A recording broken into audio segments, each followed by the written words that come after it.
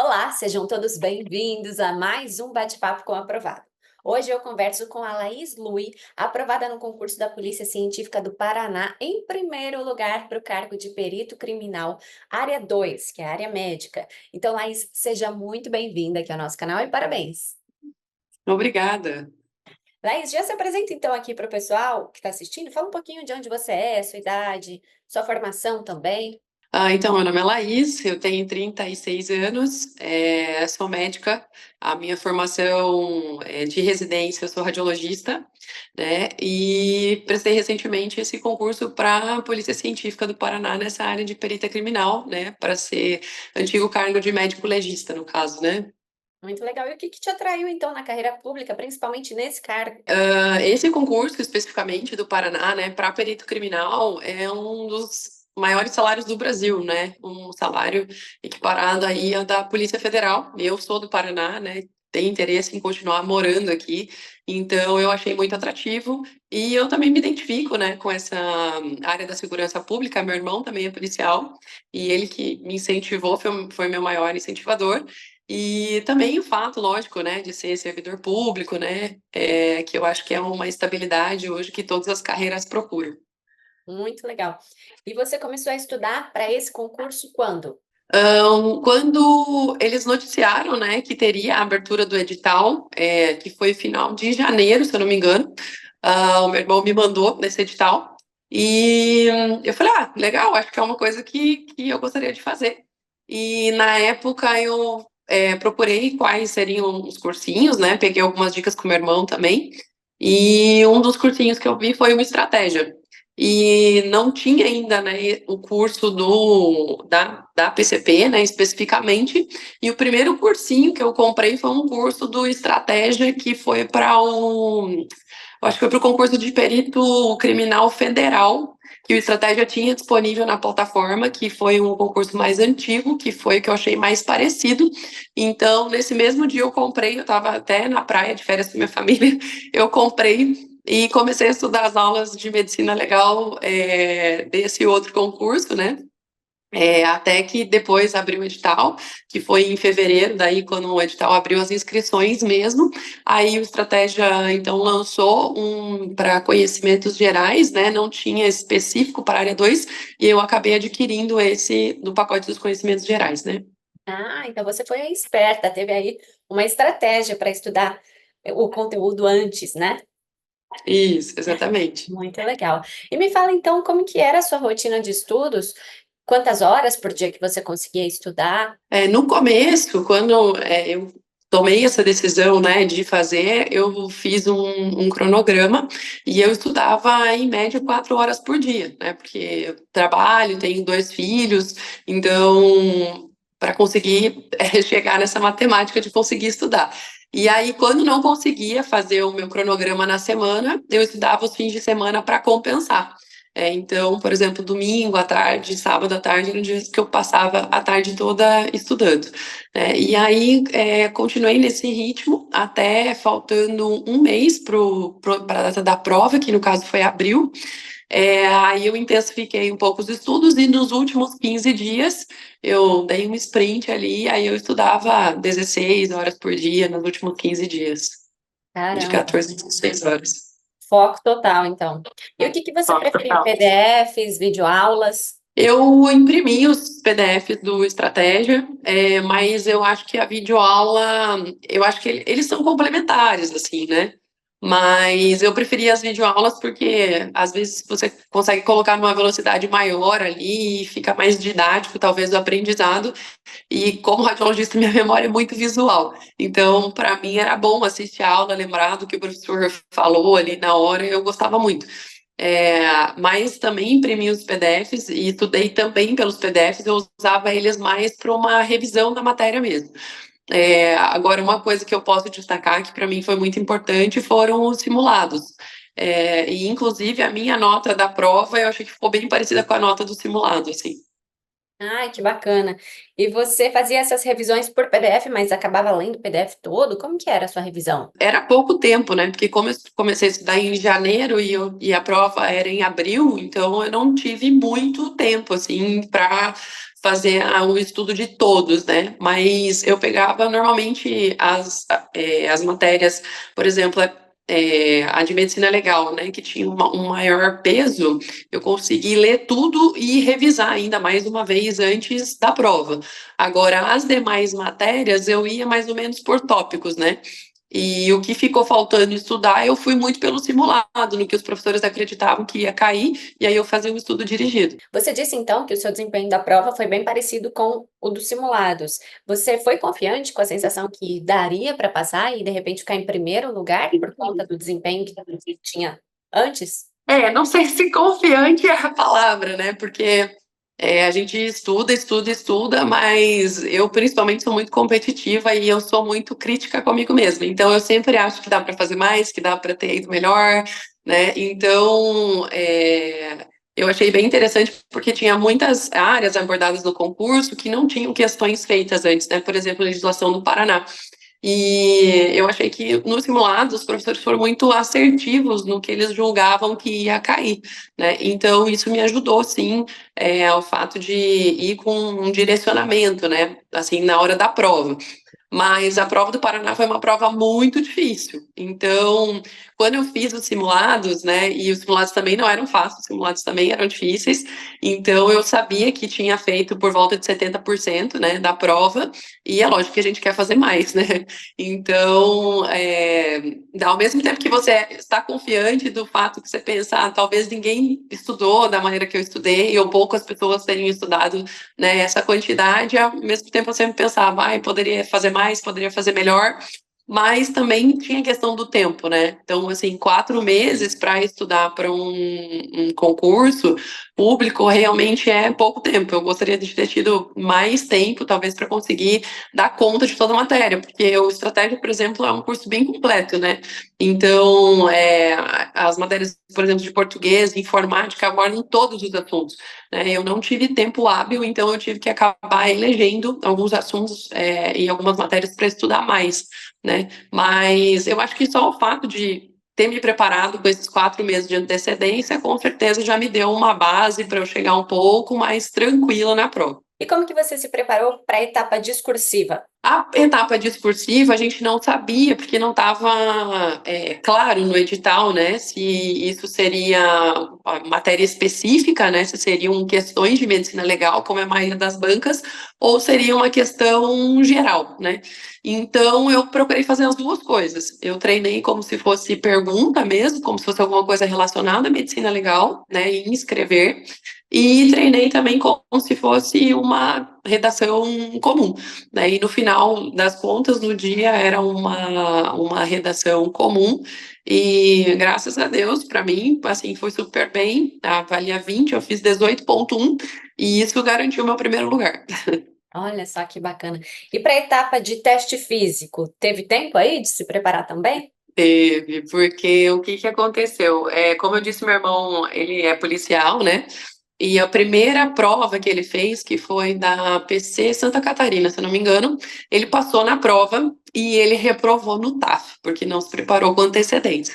Então, depois ele fez a PM Paraná, né, onde ele é hoje militar, e quando lançou esse concurso, como eu já tinha visto isso acontecer com ele, né, de ter reprovado no TAF, a primeira coisa que eu fiz foi ligar para um colega meu que é personal e falei: olha, tem um TAF para fazer e eu tenho 4 meses para fazer tudo isso. Então, você acha que dá? Ele falou: dá, se a gente começar a treinar agora. Daí realmente eu não fazia barra. E em 2 meses e meio a 3 meses, aí eu consegui desempenhar a barra e os outros testes estavam mais tranquilos, já treinava, já corria, então não foi tão difícil assim. Mas a barra realmente, se eu tivesse deixado para a última hora, não teria conseguido. É bem complicado. E o que que foi mais difícil para você nessa trajetória? Eu acho que é a disciplina, né? Porque no começo, né, quando você está empolgada, aí você compra o curso, aí você vê um monte de matéria, eu achava muito interessante, a medicina é legal, então isso tudo, a motivação te ajuda, mas com o passar dos dias, essa motivação vai indo embora, né, e vem os desafios do dia a dia, né, então eu tinha o meu trabalho, tinha os meus filhos, tinha as coisas de casa para fazer, então é a hora que a determinação tem que chegar, e às vezes você faz questões e você vai mal naquelas questões e você pensa, o que eu tô fazendo não tá direito, porque eu tô indo mal, você não olha com um olhar otimista do tipo, eu tenho que errar aqui mesmo para não errar no dia da prova.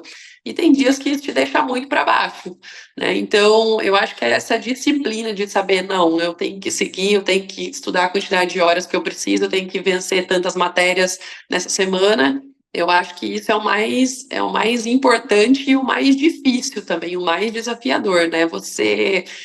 O meu irmão sempre falava isso para mim, ele falava, você vai passar, você é muito inteligente, mas você tem que vencer a sua própria mente, né? De estar ali, às vezes mesmo quando você não tá com vontade de fazer, sentar na cadeira e falar, eu só vou sair daqui quando eu terminar essa matéria. Quero saber então qual que foi esse milagre aí, ou de repente esse segredo para conseguir conciliar o seu trabalho, cuidar de filhos, conciliar também o preparo para o TAF. Conta pra gente aí, quantas horas tem o seu dia? É, né? É desafiador também, mas eu sempre falo que aquilo que a gente quer fazer, a gente simplesmente faz, viu? Para aquilo que a gente não quer fazer, a gente arruma uma desculpa, né? Então, eu pus na minha cabeça que eu queria muito isso, e aí eu sempre me perguntava o quanto eu quero isso, o quanto eu estou disposta a abrir mão. E eu acho que um dos segredos é realmente o apoio, talvez, das pessoas que também estão à sua volta. Então, eu cheguei e conversei, por exemplo, com meu marido, com a minha mãe, e falei: olha, eu quero muito isso, e eu preciso muito estudar. E para isso eu vou ter que me fechar num casulo, né? Vou ter que dedicar tempo aos exercícios físicos e aos estudos, e isso vai me custar caro, que vai me custar tempo em família, tempo com vocês, tempo com as crianças.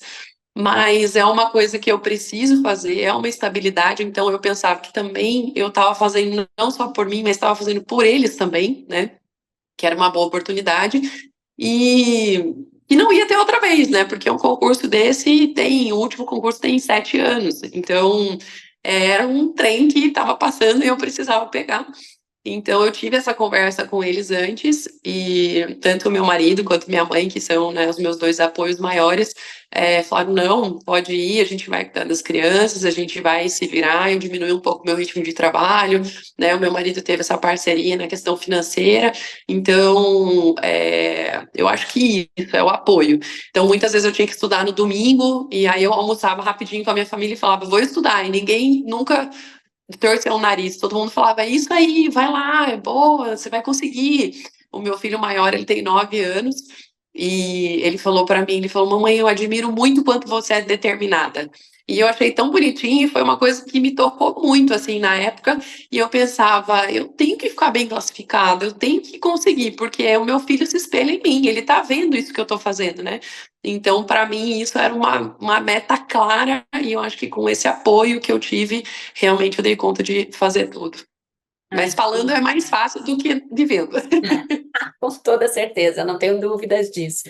E que bom, então, que você teve esse apoio da família e conseguiu conciliar tudo isso, e que deu certo, né? Com certeza agora vai servir de exemplo para os seus filhos, e está servindo aqui de exemplo também para muita gente, principalmente as mães até, que estão acompanhando esse bate-papo.